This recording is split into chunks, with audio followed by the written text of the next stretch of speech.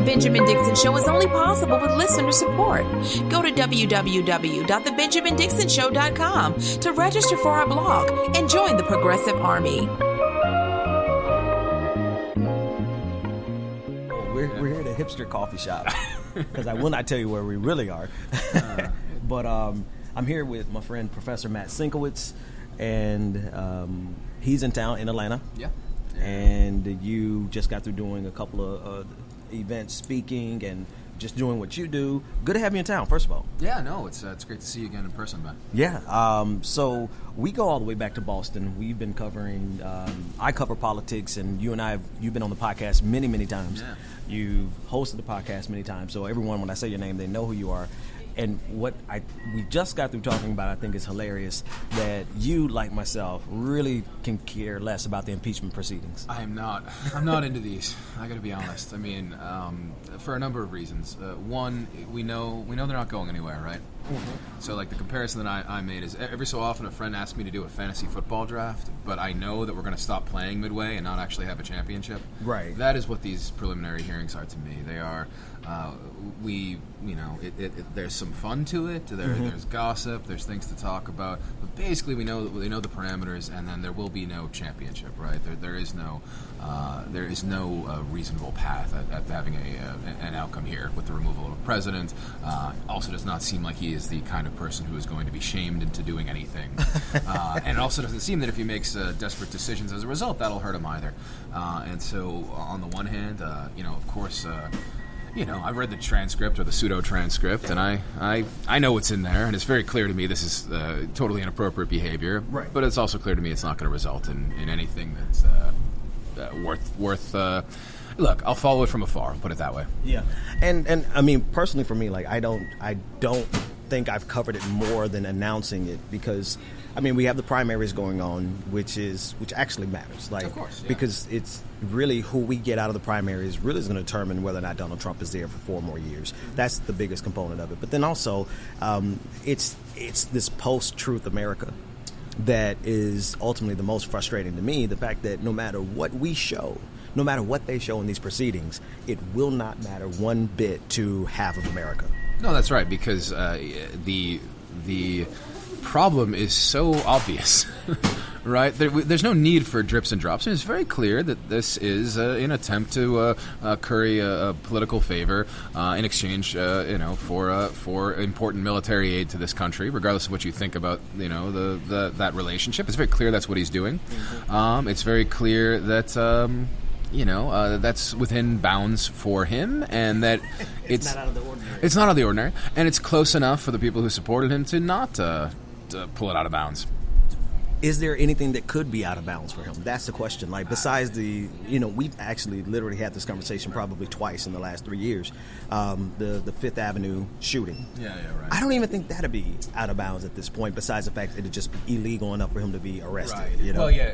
But in terms of his political support, I don't think that would actually change the picture. No, right. So it's weird. Especially if he shoots the right person. That's right. Well, it's where you need to have it has to be something at a state level crime, right? So that he can actually be arrested. Right.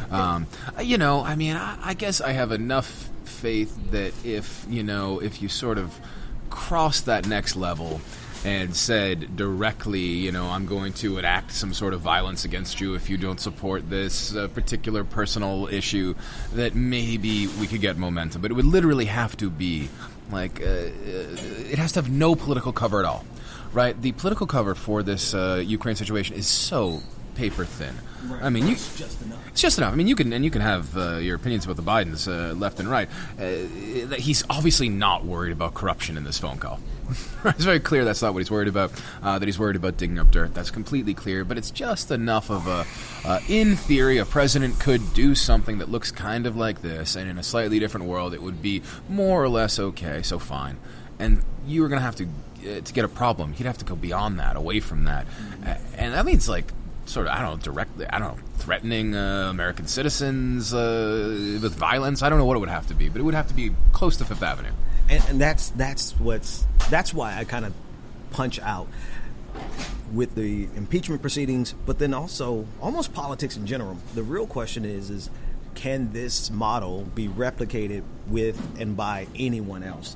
can the next Republican president use the same, I don't know, it's a combination of chaos, it's a combination of always one-upping your perceived crimes so that it kind of neutralizes the actual crime. Like, remember he got on television like, China, why don't you investigate this too? It's kind of one of those things.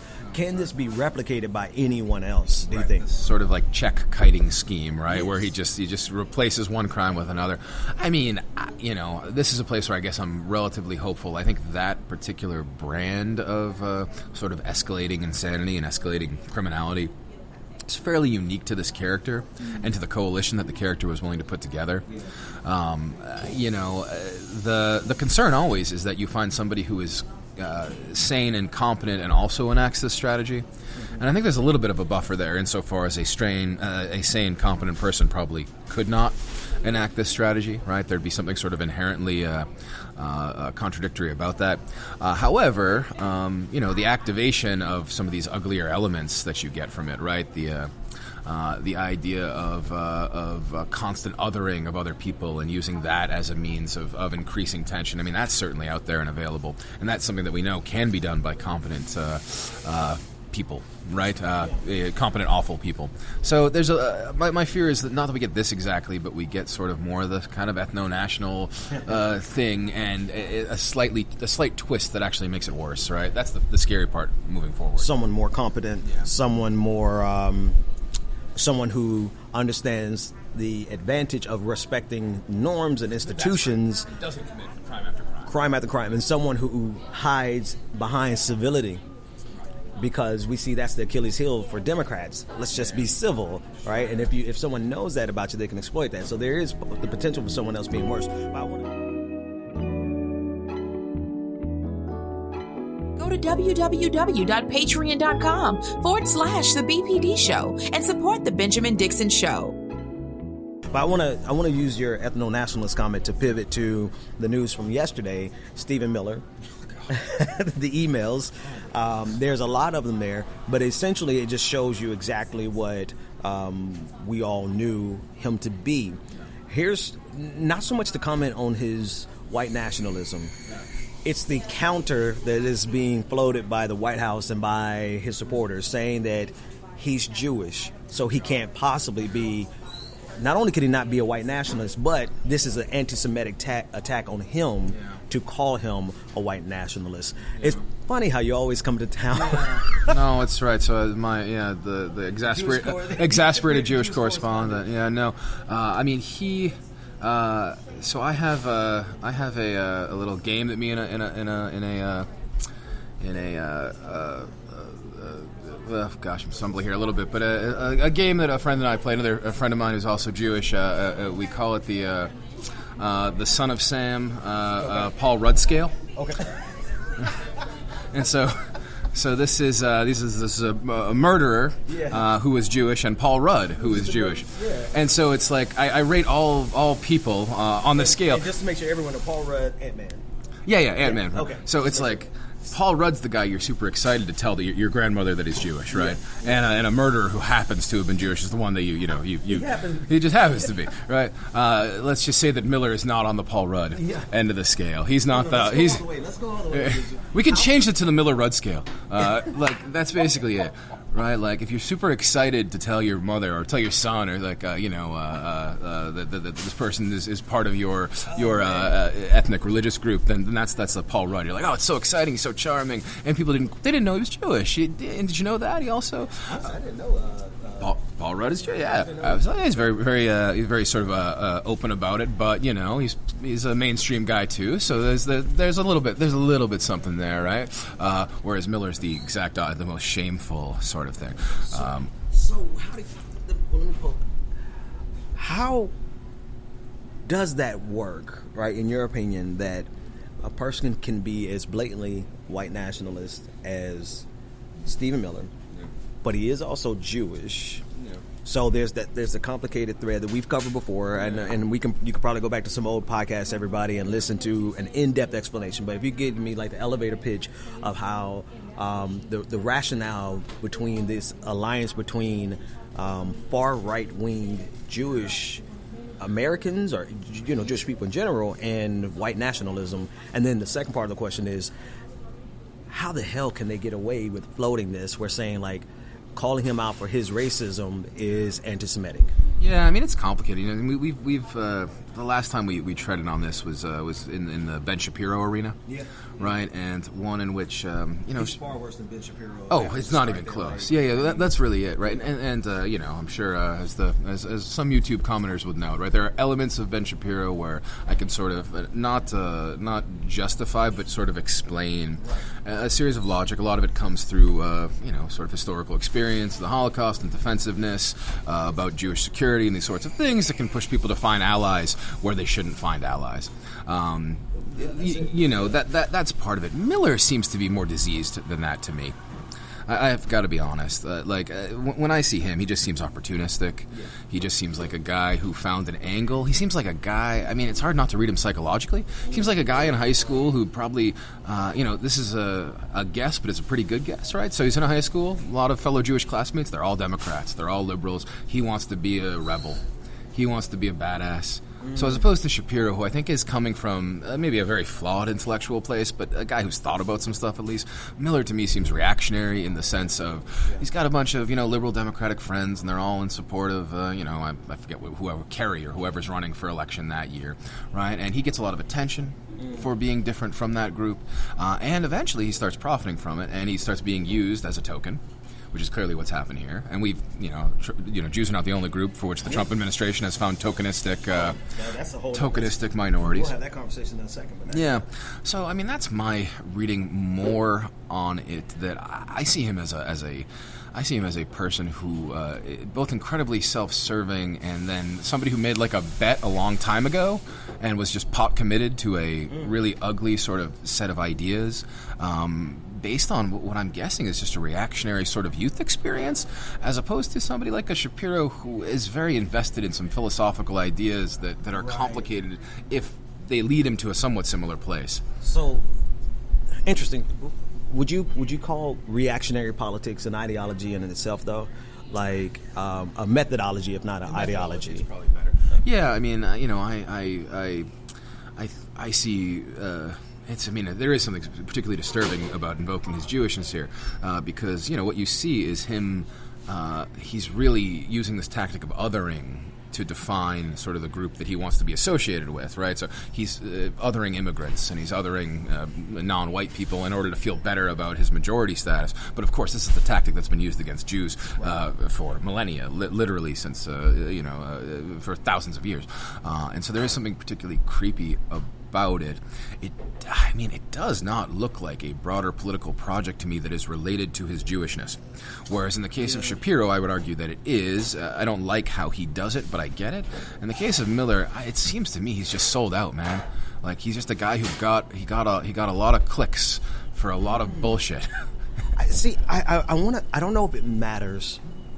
I want to believe that he actually believes this stuff. Well, I think he might have come to believe it. I think the distinction that I'm trying to draw is that I don't think he believes. That's not how you started. Yeah, I don't think so. And I think even if it were the case, another distinction I want to draw is that as much as I am embarrassed by Ben Shapiro as a person, as exasperated Jewish correspondent, I'm embarrassed by Ben Shapiro. I would still not try to sort of separate him from the fold of Jewish thought.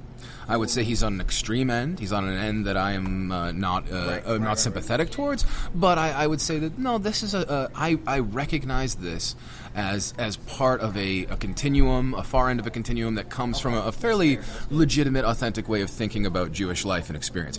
Miller, I don't see that way. I see him as a bought and sold sort of guy who found an angle and does not. He's doing it is for himself, and insofar he does not believe. He certainly doesn't believe he's doing anything for the Jewish people. I'm very confident in that. I don't think he thinks he's doing anything for anybody but himself. Yeah, that's a distinction I want to draw. It might seem thin to some people. No. It's so I'm going to do an episode on Joker, and I was there's. When are you going to do this? Probably next week. I should try to watch Joker. You want Yeah, me? yeah. Jump on it. Yeah. Can I, if I can get and actually see the movie? Yeah, see the movie. All right. We'll do it I together. am technically a media studies professor, so I would love to. That'd Anyway, be perfect. yeah, I'd love to do it. Okay. So I also watched a review of it by a guy named Peter Coffin. You ever watch him on YouTube? I do not know. He's Is it good? actually, the first time ever watching him, we follow each other on Twitter, but this shit was fucking brilliant. Really? Like, Okay. yeah, no, top shelf, top tier analysis of the Joker. And one of the things that he concluded at the end that I didn't get out of the movie until I watched his video. So I actually learned something from his video, was that the Joker wasn't so much a reactionary as much as he was a product of the society, and this was his way of winning in a society that he always lost in. Right. So for the Joker, it wasn't that he was doing anything political. He wasn't. While there was a political movement around him, he wasn't political. He didn't give a shit about the politics. This was just him winning. This is how I win.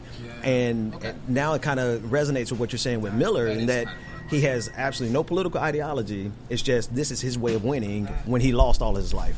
That is how I see it. I think that's actually, it's hard to psychoanalyze from afar, but the way in which I feel more comfortable with it is This is your way of coping with it. it's my way of coping.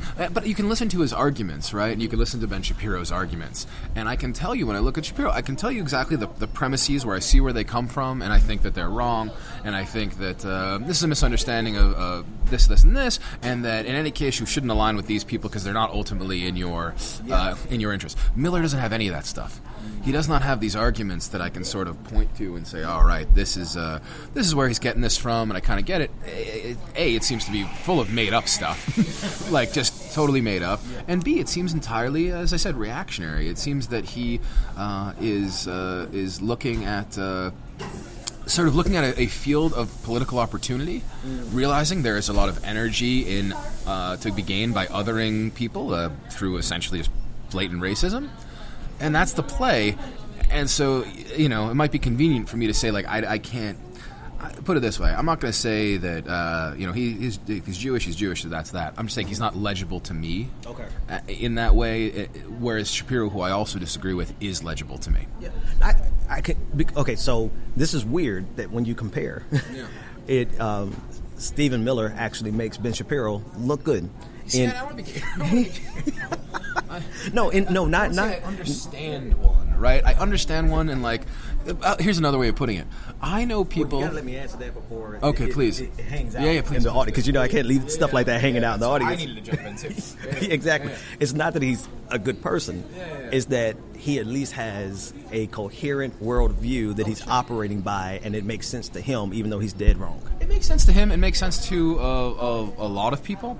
And with, the game of it is you can start with Shapiro, and then if you tweak things here, there, and there, you can get to somebody who you can have a conversation with without too many moves.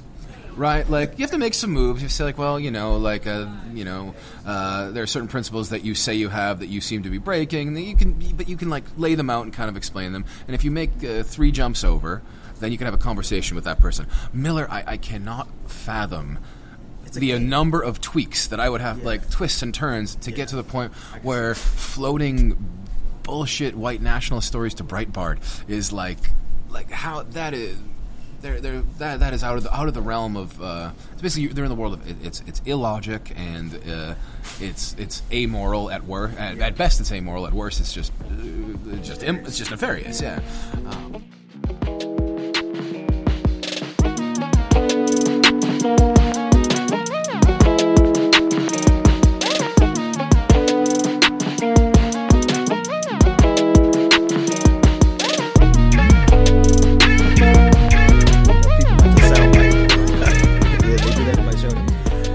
Let's shift gears a little bit and talk about a media critique of Ben Shapiro, only because it's a natural segue.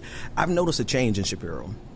I don't know if you've seen it or if you paid enough attention. I've not been attending to it lately. What I've seen is that his tone has gotten a lot harsher. His logical fallacies are way more brazen. He doesn't do anything to hide them anymore. He doesn't care about the facade of being an intellectual. You could take the example of Beto being on The View when Meghan McCain was saying that, oh, you're going to come to my brother's house and take his guns. And instead of neutralizing that or giving a decent analysis of it, he basically inflamed it and said, "You're not going to want to, because basically we'll shoot you."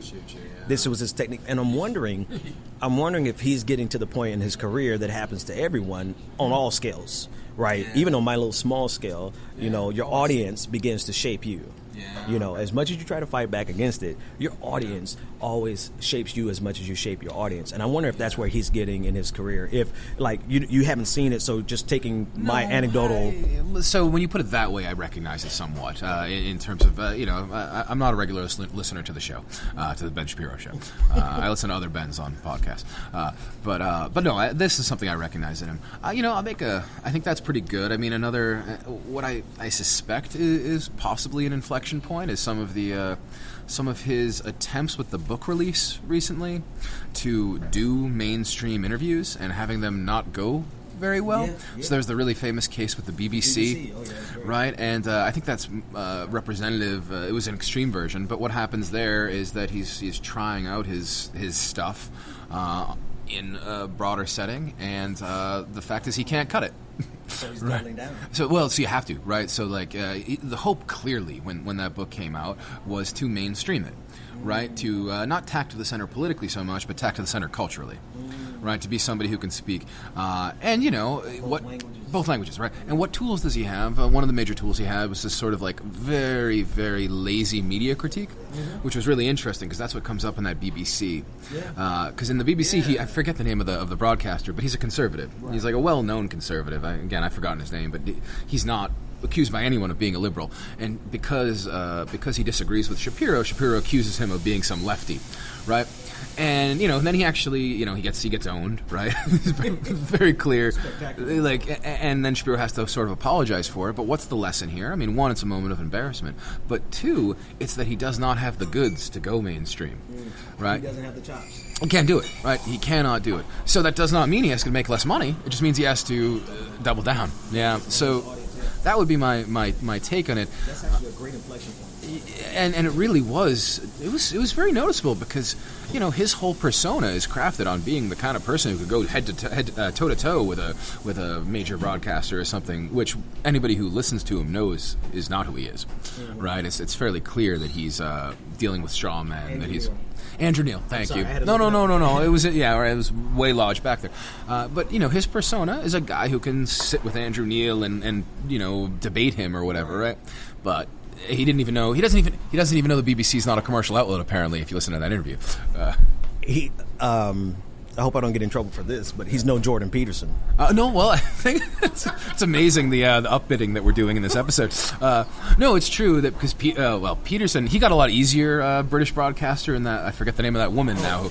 She was not very serious. He dissected her. He did but she was just like, well, so you're saying 2 + 2 is 9, right? And then Peterson, well, no, actually, it's very but in principle, there's a distinction there, right?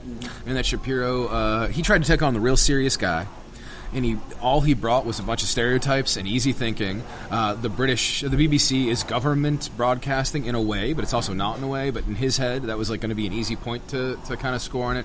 But at some point, he talked about making money on the BBC, which the BBC does not is not a profitable enterprise. The news division certainly isn't, whatnot. So he just proved over and over again that A, he didn't do the homework, and B, he was not on his feet able to improvise some trap for Neil to try to take him down. So if you look at that as an inflection point, what do you do from there, right? Do you apologize and then keep trying it, or do you say, all right, you know what, I'm going to take my millions and millions of dollars, and he makes millions and millions of dollars by just, as you say, doubling down. Sort of like he goes deeper instead of wider. It's kind of like the conversation we had offline. Oh, that's right. Yeah. The drama goes deeper instead of wide. So that really makes a lot of sense, and I think that is a perfect inflection point, because if he can't sell 1 million copies of a book to America, he can sell 10 books, 100,000 copies to his loyal following that he keeps. Yeah. And he feeds them. So he can keep them buying all of. So the book. Yeah, the idea with the book is to sell a ostensibly high quality product to a lot of people, right? The idea with the book, if he can't do that, right, is to sell the book to enough people, but then keep selling his garbage over and over and over again to a small number of people. And it's not that small a number. I mean, as for a podcaster, he's got huge numbers. Yeah. But, as you know, per listener podcast value is not that high. You need a whole lot of them, and they need to come back over and over again, right? And by feeding them, it's red meat, as the cliche goes, right? It's the Rush Limbaugh model. Yeah. It's like, you become a champion of one group and be rejected by the other group. And you just stand for them. And, I mean, it makes sense. It makes sense. Everybody can't be mainstream, and mainstream doesn't really last long anyway. So maybe they did the calculus. They did the calculus like, we can lose this conservative audience that we have that is paying all of our bills, or we can feed them. But it's a shame only in the sense that the very appearance of intellectualism, which was, to me, was fun for the horse race. It was fun for, like, the competition. Oh, you think you're smart? Well, there's a lot of us out here on the left who actually are smart. But now he's just kind of shedding that for nothing but, like, Rush. He's basically Rush Limbaugh podcast. It's a different kind of logic, right? He sort of he was branded as a sort of facts and logic kind of guy, right? He sort of took enough of that on that people who don't know much about facts and logic bought it. And then he realized he's not going to spread that any further, so he'll take the victory that a certain small group of people believe that he is a logical, smart person. And as long as he doesn't venture too much away from it, then that can be, stick with him. At least that's the way that I tend to see it. Yeah, cool.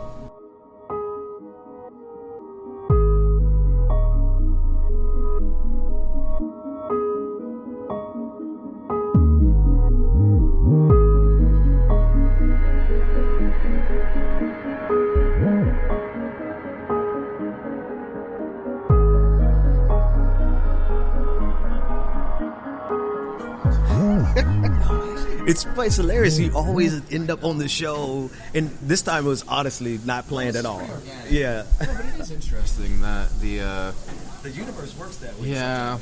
No, but with Miller, I mean, I gotta think more about it. I think I stand by my perspective that. Just so you know, you're recording. That's fine. Yeah. No. So this is kind of this.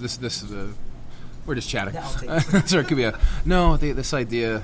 Yeah, I hope it comes across clearly enough that like we did the episode with Shapiro, where I was tell you why I think flesh that out all the way to Benjamin Netanyahu. Yeah, I can tell you why he thinks that way, and I can tell you the aspects of it that I disagree with specifically, right? And they have to do with the lessons of Jewish history. They have to do with strategy for Israeli security, the importance of peace, and these kinds of things. With Miller, I got none of that. Do you think that inflection point and Ben Shapiro kind of devolving? Do you think that is I would say that's clearly a trajectory for him to land in the same space as Stephen Miller. Do you think that could happen? Do you think there's enough grounding in his, even if it's wrong-headed, it's enough grounded in his wrong-headed beliefs to not end up in the Stephen Miller space? I don't think so. I think part because he did develop that brand, in part based on a certain logic. And I do believe that he has a not insignificant part of his listenership, this being Shapiro, that part of what they like about him is that he's not that embarrassing to bring up in conversation. Okay. You know what I mean? He still gives them a way to feel themselves. Yeah, right. I mean, and I think that there is a Stephen Miller kind of connection to make, and that I think one thing that Shapiro gives it kind of goes back to the Shapiro that Miller High School thing. That one thing for young people with liberal kind of boomer parents, right? Shapiro is a bit of a rebellious figure for them, but I think those people are generally they don't want to. I don't know. Like imagine a Thanksgiving dinner, right? And imagine that their parents are kind of boomer liberal types, right? Yes, right. That's kind of but they're sort of boring liberal types, and you're a rebel. You listen to Ben Shapiro, right? You don't want the person to be able to respond like that guy's an overt white nationalist racist, right? It kind of loses one of his utilities if he goes full Stephen Miller, right? There's a lot of people who at that Thanksgiving dinner are happy to quote, facts don't care about your feelings kind of stuff, but do not want to quote Stephen Miller. Okay. And so I feel like that is go too far for his own brand. I think so. I think that part of the brand. I mean, I think you can go pretty far with it, but you just can't be there are words you can't say. There's sentiments you can't express. I hope. What is William F. Buckley? That's the guy. I think that's the space that Ben Shapiro and Jordan Peterson they want to occupy that space. Peterson, I think, wants to be much bigger than William F. Buckley. I think his aspiration, but Ben Shapiro certainly wants to occupy that conservative space for William F. Buckley. Shapiro for sure. And I would say that I think he would have his own breaking point. Yeah. I think he has enough. What's the name of the book by Goldwater? Conscious of a Conservative. He has enough conservative consciousness to that. I think, and this is not to say I think anything positive of him. I just think that some people can really believe things and just be dead wrong. And I think he has a genuine belief in his beliefs, even if we think it's dead wrong. Yeah, no, and look, I mean, I think that there is a world, there's an alternative timeline, slightly less dark, in which we don't have our current president, and in which Shapiro tacks more towards that Buckley range, where you disagree with him substantively on tax policies and certain cultural issues and whatnot, but it's not like this fundamental night and day, black and white, dark versus, like, I don't know, I'm using horrible metaphors, but you know what I mean? And he gets there with the Trump world pushes him. He was anti-Trump, to be clear, but the energy, like, it's there. Hard to get away from. It's insanely hard to get away from, but even at their very best, William F. Buckley, which I think, and Barry Goldwater also kind of represents an intellectual component of the right. But even at the very best, the Cambridge debate between Buckley and James Baldwin really shows the intellectual heft is not because they don't have the intellectual capacity to, but for them to sell their package, they have to make leaps of logic that leaves them extremely vulnerable when it comes down to actual debate. For sure. It's Goldwater in particular, right? Like, if you look at earlier Goldwater stuff, actually, there's a lot of, like, principled objections to things that he's determined. By the time he's actually running for president, it's a whole new game. He's got to play to racist, right? Like, I don't know if he. I don't know. In other words, that's another timeline in which he could have, that such a person. But the sort of path. I mean, the electoral politics is dangerous. Like, it shapes a candidate just as much as a candidate tries to, even more so, I think. Pretty white TT, pretty white TT, pretty white TT, pretty white TT, pretty white TT, pretty white TT. I want to shift gears real quick. One last thing we could talk about is this rebellion factor. And children who want to rebel. We're both dads. Yeah. You have 2, I have 3. Yeah.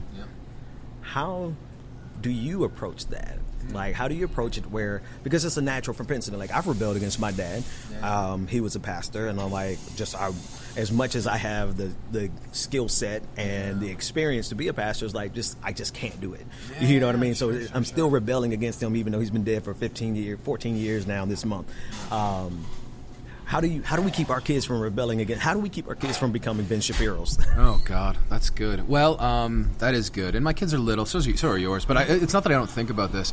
It kind of pushes us into another area that it's a related area, like religion and sort of like cultural heritage kind of stuff.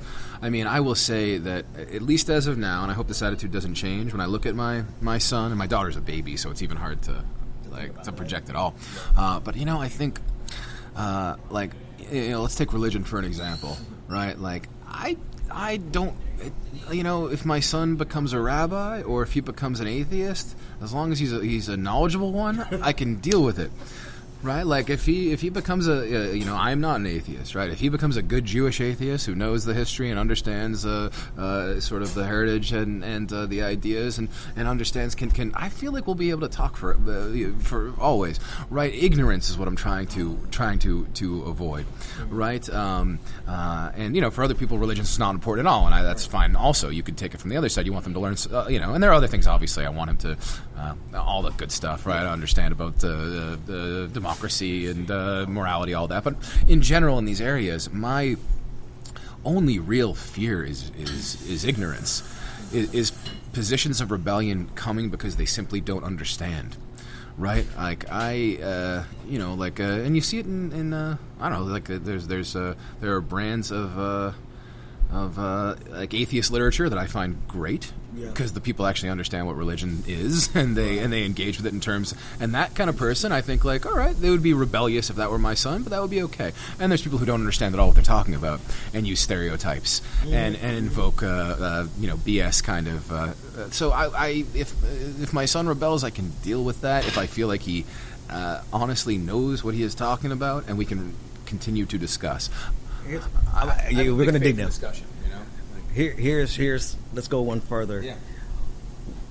In what way could he rebel that you would not be able to tolerate? Like you said, ignorance, but like, is it just ignorance, or is there? Well, I'm fixing the game a little bit because, of course, I think that if he's knowledgeable, there are certain places he could never go. Right, so I'm fixing it. Right, like and you don't even want to say these words. If your son were a white supremacist or some, if my Jewish son were a white supremacist, but Stephen Miller's parents are dealing with this right now, so like it's obviously not impossible.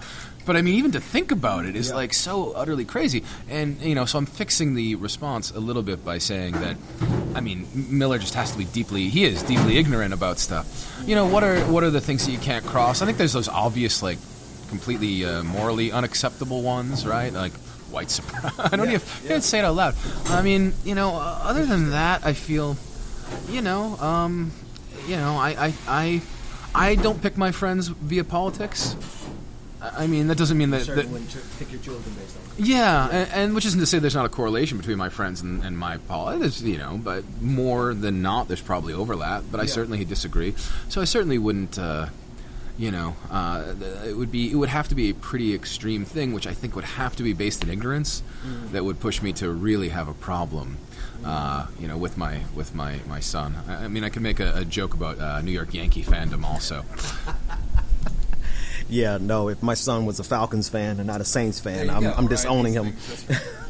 I'm in the wrong city. I'm sorry. I'm in Atlanta, and everyone just looked up at us. So if I were to answer the question, I was thinking about it as you're answering. I'm like, hell, I have to answer it too now. It is tough. I think I have no problem with my son growing up being atheist. That's totally cool to me. I have other family members that are atheists, so that's not a big deal. Yeah, for sure.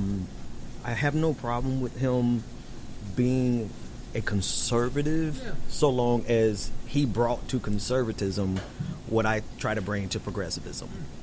That would be fun, actually.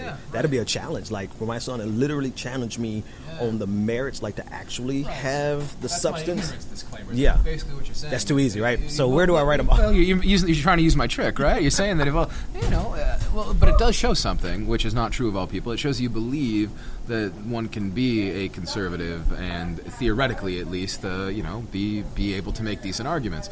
It would be a different kind of conservatism. You know what? Yeah, it would be a different type of conservatism. It would still be conservative. It would honestly, it would be, in a way, it would be more closely aligned to American liberals than it would be American conservatives. Clearly, international conservatives would be closer than American conservatives. Like, American conservatism is a bridge too far. But to not get too bogged down in those differences, here's where I couldn't really deal. It would be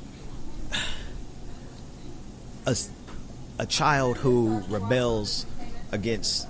So in my older age, I'm starting to accept more and more and more something a friend told me a long time ago. They told me that my most defining feature is my compassion. Okay. That's a good one. And I was like, okay. I didn't really, at the time, I'm like, I don't want to hear that. Like, we going out on the date. Like, I see. Yeah. You think it's going to hurt you. Yeah, yeah. So that's why I said you that. want to be a little more sharp. Yeah. You know what I mean? Like, I don't want the girl I'm trying to holler at 25 to be like, oh, you're such a compassionate guy. That's not really what I was looking for. Sounds like it puts you in the wrong space. Right, right. But as I get older, yeah, of course. Like at 30, 39, I'm like, well, no, that's literally. That's the only thing that matters. Honestly, one of very few traits. That's one of the very few traits that I have that I'm like, absolutely, that guides everything that I do. So if I had a kid who was just completely non-compassionate, had no empathy, short of being sociopathic, right? Yeah. You know, maybe they fit in society. They're not sociopath, but they're just on that other side, and they have zero empathy for people, and can be as cutthroat as they wanted to. I don't care how successful they become. Yeah. To me, that would be one of those things where I'm like, well, yeah, you rebelled in the wrong way, and you rebelled in a way that's detrimental to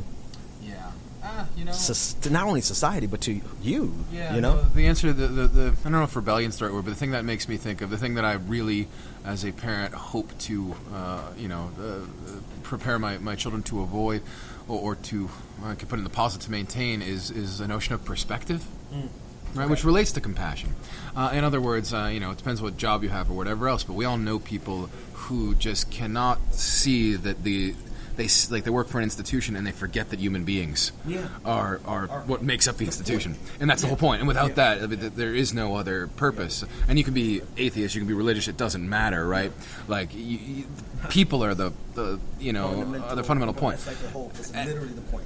Right, and so I would the number one thing, both on a moral level, but also for the happiness of their lives, of my children, I would tell them that the thing that is between people and sort of the world is just a conduit.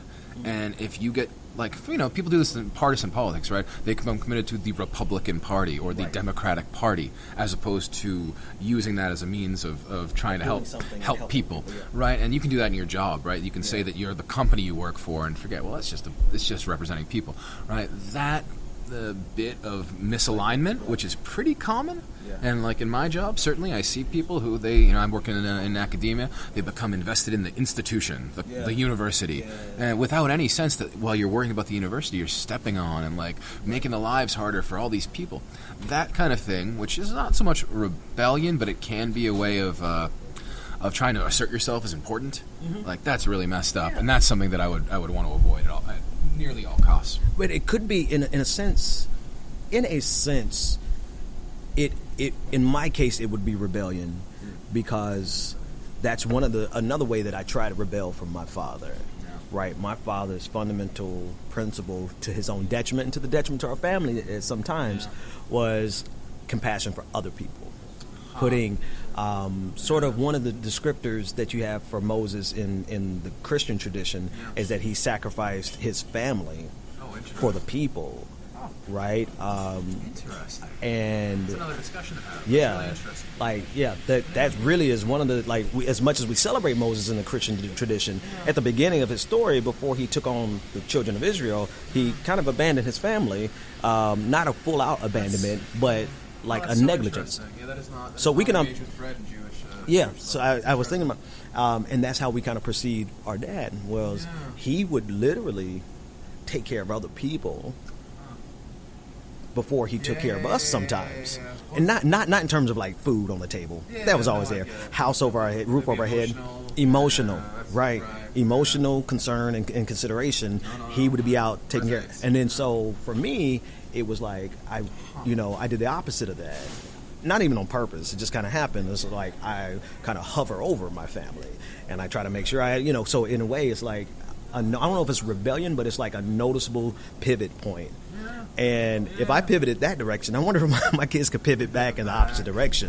Which is interesting, because it's easy to frame that as being virtuous, right? But it's not always virtuous. No, but what you're describing is the central crux of lived ethics, right? Which is that we all in one sense agree that all people should be treated equally, but we all think you're a monster if you give if your mother is hungry and a stranger is hungry and you give them, that's monstrous, right? But those are conflicting principles, right? I mean, they don't go together, and we all kind of work to square that. I think people who think morally, that's one of the constant things you're trying to square, is that you want to treat people all as people, but you obviously don't want to treat everybody the same. And I just have to put on the record that my dad was a great dad. 100% a great guy. But there are much worse flaws one could describe in a father than over compassion towards the needy or whatever. Yeah, exactly. Over compassion towards the work of the ministry. He literally could have been working at IBM. He chose to go work for a church that kept him in poverty most of his life. He's not coming off as a monster. That's understood. Matt, it's always a pleasure. We're going to get you out of here and get you to your flight. Thanks for coming to the city. I got to come to Boston. Boston. You got to. Well, what we need to do is bring you to Boston and do a live show. Okay. get you some guests from up there. I've got some people. You might be able to book me. It's possible. But I've got some other people who I think people you do know already, people you don't know yet. We should run a live show. We could do a couple up there and get a live audience. If anybody's listening to this and you're in the Boston area, pressure Ben. That's exactly. Send him a tweet. Send me a tweet and keep me on task, because otherwise, you asked me this 3 months ago. Yeah. No, send Ben a tweet. Send me a tweet. Yeah. At Media Studied. Send me a tweet. Let's get a Boston live show going.